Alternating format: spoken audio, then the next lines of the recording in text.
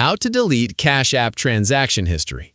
If you've been clicking all over your phone trying to figure out how to clear your Cash App transaction history, I'm going to save you a ton of time. Long story short, Cash App legally acts like a bank, so they don't give us a delete or hide button for individual transactions. But if you absolutely need that history gone, there is one permanent workaround: closing the account completely. Let me show you exactly how to do it step by step. First, open up your Cash App. Look at the very top right corner of your screen and tap on your profile icon. That's going to open up your main settings. Now, scroll down past your linked banks and limits. Near the middle of the list, look for the option labeled Support and tap on it. Scroll all the way down to the bottom of the support screen and click on Something Else.